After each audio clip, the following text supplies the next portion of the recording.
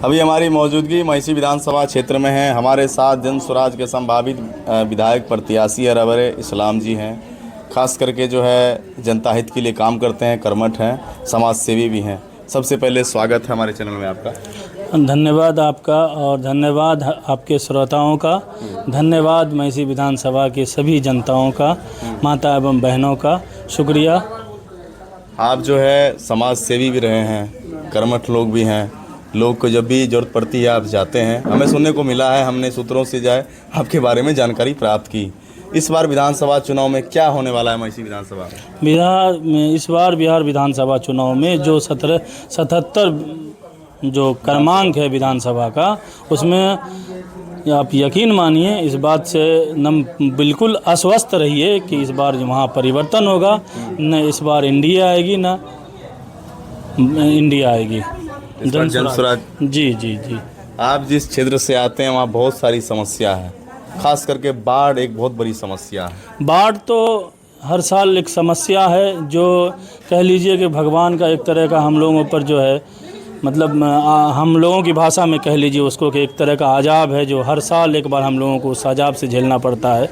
लेकिन अजाब जाने के बाद जो यहाँ के मतलब मौजूदा विधायक हों या मौजूदा सांसद जी हों, ये इनका जो अजाब दिया हुआ है, आज तक बड़वा टू बेलडावर का सड़क है, आज तक कुमड़ा टू लिलजा का सड़क है। उसी तरह से 17 नंबर रोड से आप नवट्टा प्रखंड के आप डरहार के तरफ जाइएगा, आपको कहीं सुरक्षित आप बाइक नहीं चला सकते हैं, मोटरसाइकिल नहीं चला सकते हैं, 4 व्हीलर की बात तो बहुत दूर की बात है। तो ये बड़े बड़े आकाओं का जो सज़ा है उसको झेल रही है महिषी विधानसभा की जनता। जो तटबंध के अंदर है, चाहे वो महिषी ब्लॉक के हो या नवट्टा प्रखंड के हो या फिर सतरकटैया प्रखंड के लोग हैं, जो दोनों बांध के बीच में रह रहे हैं, उनकी ज़िंदगी बद से बदतर हाल है। उनको, उनके बच्चे का, उनका रोड सड़क का, उनके स्कूलिंग व्यवस्था का, उनके जो राशन का व्यवस्था है, उसमें भी बहुत सारा जो है समस्या है, बहुत सारी समस्या है, जो शायद आप तो पत्रकार हैं, आपको तो पूरी तरह से अवगत होगा, हर जगह जाते हैं आप, लेकिन हम उससे कम बता रहे हैं आपको। जो परेशानी है, जो जिल्लत झेल रही है वहाँ की जनता, वहाँ की आवाम, ये किसी से छुपा हुआ नहीं है। वो दर्द लेके आज हम आपके सामने बैठे हैं और वही दर्द के साथ आज हम बोल भी रहे हैं।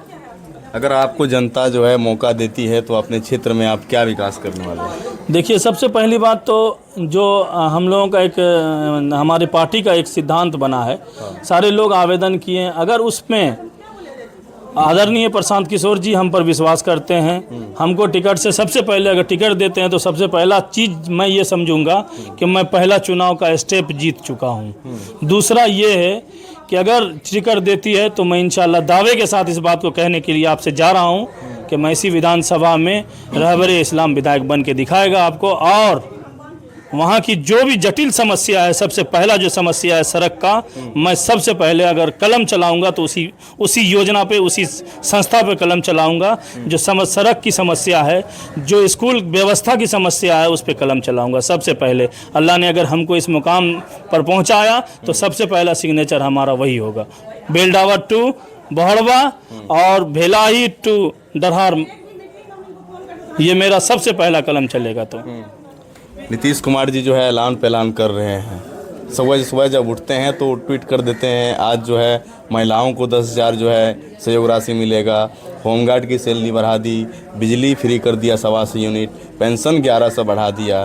क्या फ़र्क लग रहा है कि जन स्वराज को जो है दबाने की कोशिश की जा रही है? देखिए, ये तो इसको बताने की ज़रूरत हमको नहीं है। जनता जाग चुकी है, जनता समझ रही है कि ये प्रलोभन देके फिर से अपने आप को आना चाह रहे हैं। लेकिन मेरा मानना है जहाँ तक कि नीतीश कुमार जो हैं वो अपने कुछ नहीं कर रहे हैं। ये जो चाल चरित चेहरा वाले लोग हैं, यही लोगों का डायरेक्शन है और यही लोग उनसे ये चीज़ जो है, नया चीज़ जो है करवा रहे हैं ताकि पब्लिक या जनता उनके तरफ मुखातिब हो जाए। लेकिन ऐसा नहीं है, अब जनता ठगेगी उनको। ये दावा है कि जनता इस बार ठगेगी। जनता को 20 साल ठगे हैं, इस बार जनता उनको ठगेगी। तो इस बार किसकी सरकार बनने वाली है? जन स्वराज की सरकार बनेगी। और याद रखिए, जन स्वराज मजबूती से पूरे बिहार में आ रही है। इस बात में कहीं कोई किंतु परंतु नहीं है। जन स्वराज जो है पलायन को लेकर जो ज़्यादातर सुर्खियों में रहते हैं, पलायन का ही बात करेंगे क्योंकि पलायन बहुत ज़रूरी रोकना है बिहार में।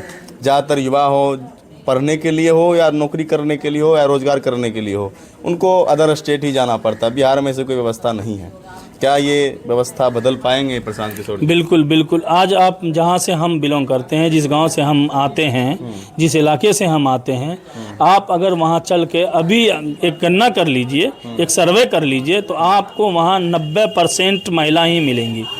मात्र 10% वो लोग हैं गांव में जो लोग यहाँ छोटा मोटा कोई व्यवसाय किए हुए हैं, खेती से जुड़े हुए लोग हैं।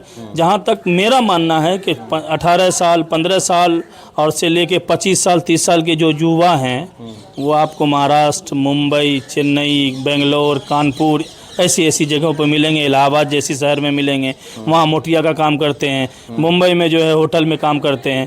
तो कहने का मतलब ये है कि वो सारा मेनू बना के आदरणीय प्रशांत किशोर जी ने ये जो प्रोग्राम स्टार्ट किया था, तो सबसे पहले उनका सबसे पहला वक्ता यही था कि हम पलायन बंद करेंगे, और इंशाल्लाह हमको लगता है जहाँ तक कि वो पलायन बंद करेंगे। ये यहीं बिहार में ही 12 से 15 हज़ार रुपये का रोज़गार देंगे और सारे बिहारियों को यहीं बुलाएंगे। हम लोगों से और स्टेट चमका है, तो हम क्यों नहीं हम लोग अपने स्टेट को हम लोग खुद चमकाने की कोशिश करेंगे। भ्रष्टाचार को लेकर क्या कहना चाहेंगे इस क्षेत्र में? भाई नीतीश कुमार जी अगर कुछ अच्छा किए हैं तो सबसे अच्छा काम यही किए हैं। आप अभी चले जाइए यहाँ जहाँ बैठे हुए हैं, ज़्यादा नहीं 1 किलोमीटर के डिस्टेंस पर होगा, मैसी ब्लॉक कहलाता है। चले जाइए, कर्मचारी साहब का वही हाल, सीओ साहब का वही हाल, बीडीओ साहब का वही हाल, उसके अंडर जो भी तो मान लीजिए 12 साल 18 साल का लड़का है, 15 साल का लड़का है, वो क्या कहते हैं प्राइवेट जॉब करता है, मुखिया जी सामने खड़े रहते हैं, वो ठाठ से कुर्सी पर बैठा रहता है, वो सम्मान खत्म हो गया। सरपंच साहब खड़े रहते हैं, वो लड़का बैठ के लैपटॉप चलाता रहता है, नगाह उठा के पूछता है, मुखिया जी बोलिए क्या हाल है। मतलब मुखिया जी एजेड हैं, मुखिया जी इज्जतदार हैं, मुखिया जी को लोगों ने चुनकर वहाँ पहुँचाया है, उनका सम्मान नहीं होता। वो लड़का बैठ के जो है RTPS काउंटर पर हो, चाहे जिस जगह चले जाइए, अब वहाँ मुखिया जी से पूछता है कि मुखिया जी कहिए क्या हाल है। मुखिया जी 500 रुपया जेबी से बगल से दिए तो उनका एंट्री होता है, बाकी चला गया।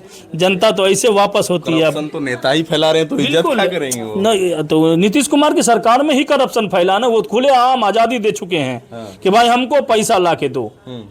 एक जहाँ तक हमको अपनी जानकारी है कि विधायक जी का अलग कुछ बना हुआ रहता है कि हमको थाना से इतना आना चाहिए, अंचल से इतना आना चाहिए, ब्लॉक से इतना आना चाहिए, ये है वो है, जो भी सिस्टम है सारे सिस्टम से उनका अपना पॉकेट जा रहा है। तो वो किनके ऊपर उंगली उठाएंगे, किस पदाधिकारी पर उंगली उठाएंगे? जहाँ मैं अपने जनता यानी मैसी विधानसभा के सभी मतदाताओं से, माँ और बहनों से बहुत निवेदन करता हूँ, आग्रह करता हूँ कि जनस्वराज का जो सिंबल है स्कूल का बस्ता छाप, इस बार आपको अपने बच्चे के लिए वोट करना है, स्कूल के बस्ता छाप पर वोट करना है। किसी भी जाति भेदभाव या इस वजह से कोई भी ऊपर उठकर आपको सिर्फ और सिर्फ इस बार अपने बच्चे के लिए जो है वोट करना है। स्कूल का बस्ता छाप के चुनाव चिन्ह पर अपना बटन दबाना है। यहाँ से जनस्वराज के जो भी प्रत्याशी होंगे उनको जिताने का काम करें। बस इससे ज़्यादा हम क्या बोलेंगे हम अपने